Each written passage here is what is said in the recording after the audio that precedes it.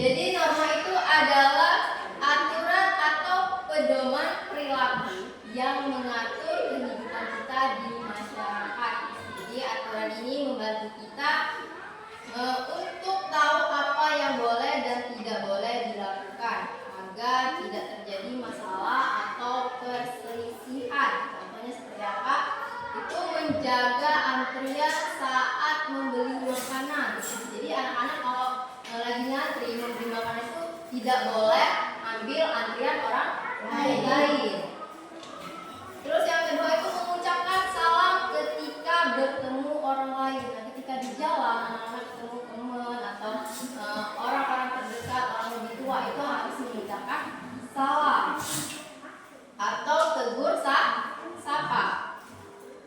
Selanjutnya itu tidak berteriak saat sedang belajar. Jadi ketika kita melakukan pelajaran, itu anak-anak tidak boleh teriak-teriak, huru hara, itu dapat mengganggu ketertiban belajar di kelas. Kenapa norma itu penting? Karena norma membuat kehidupan kita lebih teratur dan aman. Jadi kalau tidak ada norma, bisa terjadi kekacauan dan banyak orang yang merasa tidak nyaman. Jadi norma itu membantu kita untuk saling menghargai, menghormati hak-hak orang lain. Misalnya itu seperti kalau kita tidak mau dibiarkan bermain di kelas, kita juga harus menghormati hak belajar orang lain. Nah, contoh norma dalam kehidupan sehari-hari. Contoh penerapan norma di lingkungan sekitar, seperti contoh di lingkungan sekolah, di guru dan teman. Yang kedua itu datang tepat waktu ke sekolah. Jadi anak-anak tidak boleh terlambat ketika datang ke sekolah. Yang ketiga itu menggunakan bahasa yang sopan. Jadi anak-anak tidak boleh menggunakan bahasa-bahasa kasar ketika berbicara dengan teman atau guru. Terus yang keempat itu tidak mencontek saat ujian. Itu perilaku yang baik, perilaku yang baik atau perilaku yang disiplin, tidak mencontek saat ujian.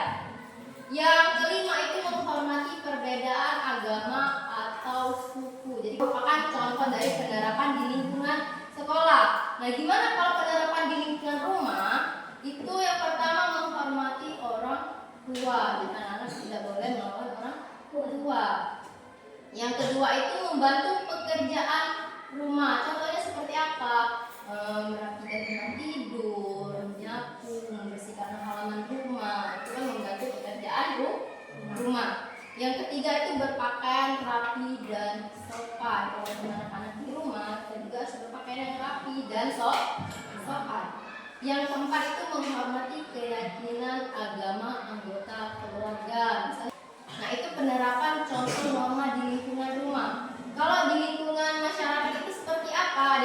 Penerapan norma di lingkungan masyarakat itu seperti menghormati orang yang lebih tua. Jadi yang kedua itu menjaga kebersihan lingkungan. Jadi di lingkungan masyarakat itu juga kita tidak boleh membuang sampah sembarangan. Itu menjaga kebersihan lingkungan. Yang ketiga itu membantu sesama. Jika ada tetangga atau teman kita yang kesusahan, kita harus bisa membantu temannya yang lagi kesusahan. Tidak hanya di lingkungan masyarakat, di lingkungan rumah, tapi di lingkungan sekolah juga. Yang kelima, menghindari berbohong. Nah, di lingkungan, tidak hanya di lingkungan masyarakat, di lingkungan rumah dan lingkungan sekolah juga anak-anak tidak boleh berbohong.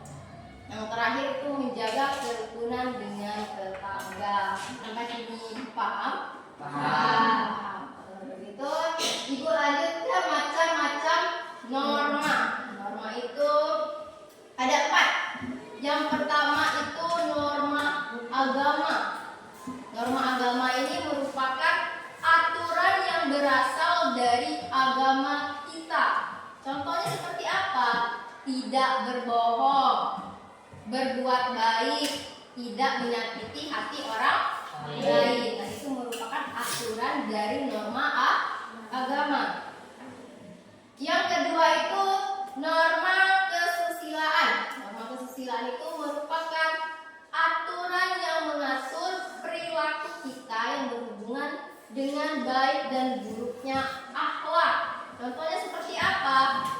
tidak kasar, tidak berbuat curang, dan tidak menyakiti perasaan orang lain. Sampai sini paham? Ada yang ingin ditanyakan? Tidak ada. Kita lanjut ke yang ketiga, norma kesopanan. Norma kesopanan itu adalah aturan yang mengatur perilaku kita saat berinteraksi dengan orang lain. Seperti apa contohnya? Seperti mengucapkan salam. Seperti ini bilang ketika kita bertemu teman, saudara, orang yang lebih tua di jalan, itu kita harus mengucapkan salam, sapa, teguran kepada orang yang lebih tua. Yang tadi itu menggunakan kata-kata yang sopan, tidak boleh menggunakan kata-kata yang kasar. Gunakanlah kata-kata bahasa yang baik. Yang terakhir itu tentang tidak berteriak. Contohnya seperti ini disebutkan tadi, ketika kita belajar, anak-anak tidak boleh tuh teriak-teriak, itu dapat mengganggu ketentraman kedamaian kelas saat belajar. Itu mengganggu temannya untuk belajar.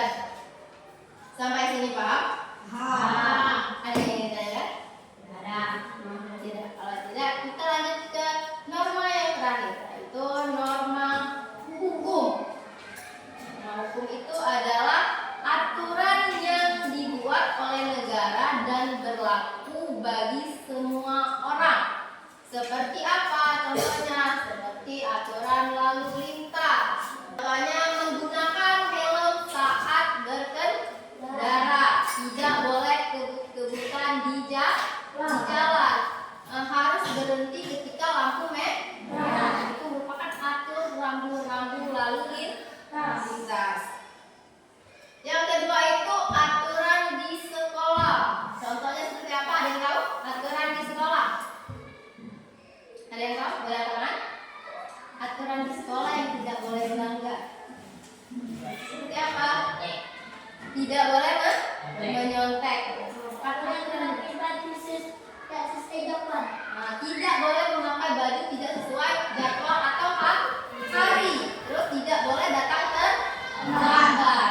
Itu merupakan aturan di sekolah. Kalau aturan di lingkungan masyarakat, tertib,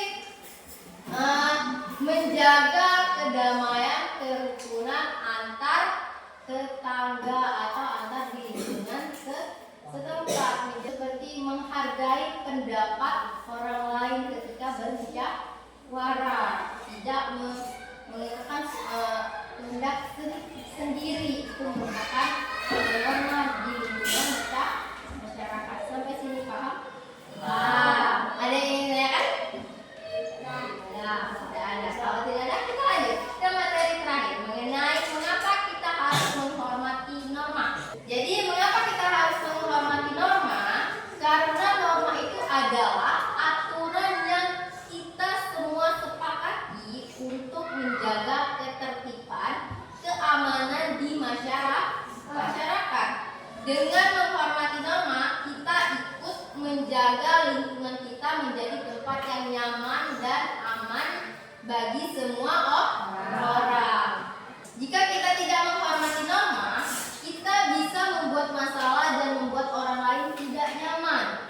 Kita juga bisa mendapatkan hukuman atau sanksi dari pelanggaran norma. Contohnya seperti apa sanksinya? Ketika anak-anak berantem di sekolah, hukumannya ada, anak-anak bakal mendapatkan hukuman dari guru. Ketika anak-anak melanggar aturan rambu-rambu lalu lintas, maka anak-anak akan dikenakan sanksi hukum. Itu merupakan sanksi-sanksi dari pelanggaran norma.